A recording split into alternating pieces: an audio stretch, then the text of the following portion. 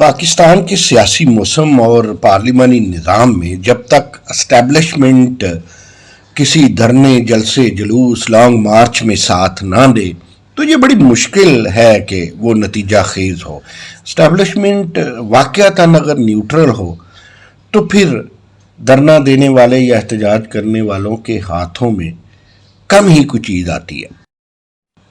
بہرحال اس میں تو کوئی شک نہیں ہے کہ کسی بھی پارلیمانی نظام اور جس میں بالخصوصیت اس کی بنیادوں میں جمہوریت ہو، وہاں پر جلسہ جلوس، احتجاج، ڈائیلاگ، یہ سب باتیں پارلیمانی اور جمہوری نظام کا حسن ہوتا ہے، اور یہ ہیومن رائٹس اس کی اجازت دیتے ہیں۔ ہمارا آئین بھی ہیومن رائٹس کی وائلیشن کی اجازت نہیں دیتا، عوام کو اپنی بات کرنی ہوتی ہے۔ لیکن اگر غور کریں کہ ان جلسے جلوسوں پہ حکومتی ڈیفینس اور اپنے بات بچاؤ کے لیے کتنے اخراجات آتے ہیں تو یہ اعداد و شمار بڑے لمبے چوڑے ہوتے ہیں، اور جس ملک کی جو ہمارے ملک کے ماہرین کہہ بھی رہے ہیں، ماہر معاشیات کہہ بھی رہے ہیں کہ ہماری لٹیا ڈوبی ہوئی نظر آتی ہے معیشت کی، انڈسٹری، برآمدات، اس میں ہم بالکل ناکارہ ہیں، اور درآمدات میں ہم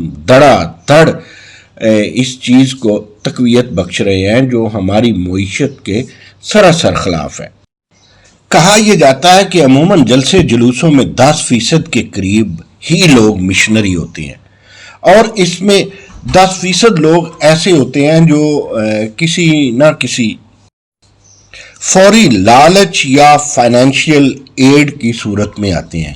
جی ہاں، 30% کے قریب لوگوں کا مقصد زیادہ تر شغل میلہ ہوتا ہے، اور اس کے علاوہ 30% لوگ مقامی جو لوکل لیڈرشپ ہوتی ہے اس کی استعداد، درخواست، تعلق داری کی بنیاد پر حسن بنتے ہیں ان جلسے جلوسوں کا، جس میں مسلینیس 20% کے قریب ہے۔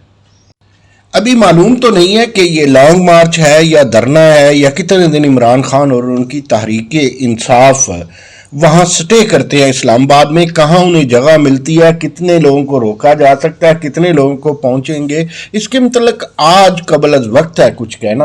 تاہم فرض کرتے ہیں کہ اگر 50,000 لوگ اسلام آباد پہنچنے میں کامیاب ہو جاتے ہیں، اور اس کامیابی میں وہاں وہ 5 دن ٹھہرتے ہیں، تو اس 5 دن ٹھہرنے میں کم و بیش 15 سے لے کے 20 کروڑ روپے اخراجات اس دھرنے پہ یا اس لانگ مارچ پہ آئیں گے۔ اس میں وہ بالکل شامل نہیں ہے جس میں آپ اپنی کاروں پہ آتے ہیں، ہیلی کاپٹر کا خرچہ کیا ہوگا، سوشل میڈیا کا خرچہ کیا ہوگا، کچھ لوگ اپنے سے جو کھائے پیئیں گے وہ خرچہ کیا ہوگا۔ بہرحال وہ بھی ایک بھاری اخراجات ہیں۔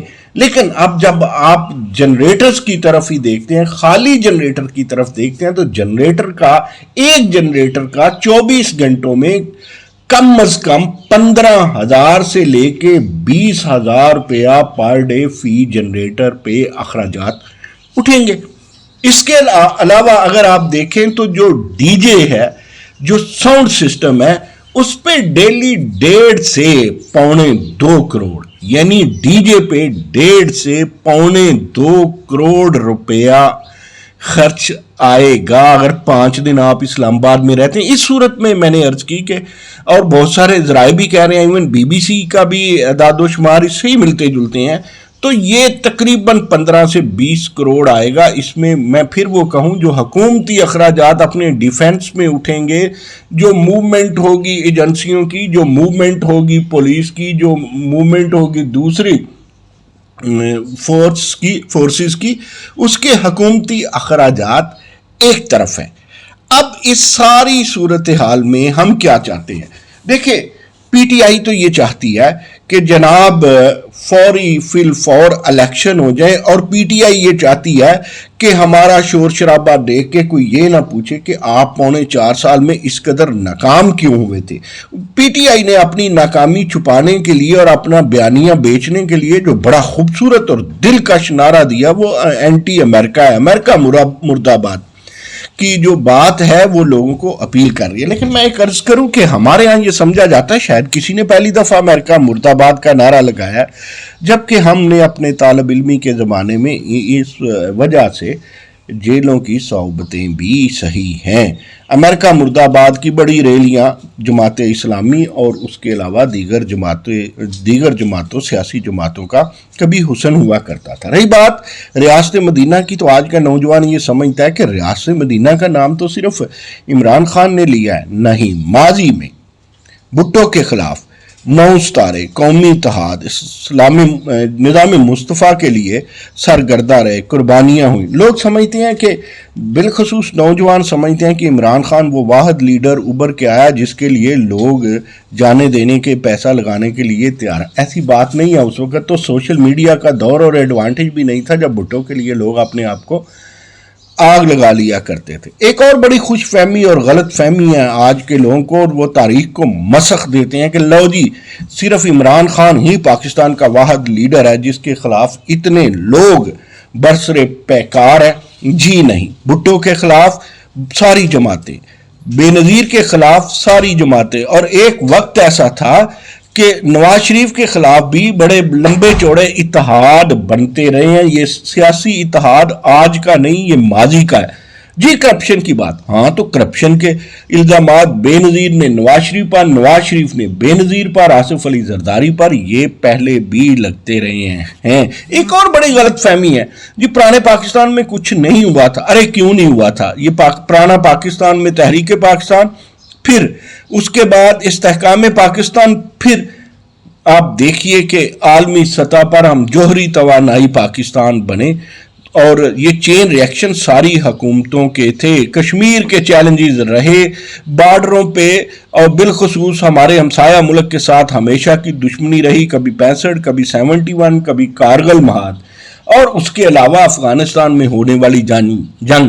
ہاں، امریکہ نے ایوب خان کے خلاف، امریکہ نے جب 65 کی جنگ میں ہماری مدد نہیں کی، 71 کی جنگ میں مدد نہیں کی، ایوب خان کے خلاف، بھٹو کے خلاف. ماضی میں عمران خان بطور وزیر اعظم خارجی سطح پر، داخلی سطح پر، اکنامکس کی سطح پر بری طرح ناکام رہے. اب ان کے پاس کوئی ایسا سودا نہیں تھا وہ جو سیاسی سودا بیچتے، تاہم وہ سیاسی طور پر الیکشن مہم پر ہیں. کوئی انقلاب نہیں آنے جا رہا، وہ کوئی تبدیلی نہیں لا سکے، ماں سوائے اس کے کہ وہ لوگوں کو چور چور، ڈاکو ڈاکو کہتے تھے، لوٹے لوٹے کہتے تھے، اور خود وہ ان کی پوری پارٹی لوٹوں کا مجموعہ تھی اور ہے. ماضی میں ٹرمپ کی میڈیا ٹیم اور پروپیگنڈا ٹیم نے کہا کہ اتنا جھوٹ بولا جائے کہ لوگوں کو سچ ثابت ہو، جسے امریکہ نے گیس لائٹنگ کا نام دیا.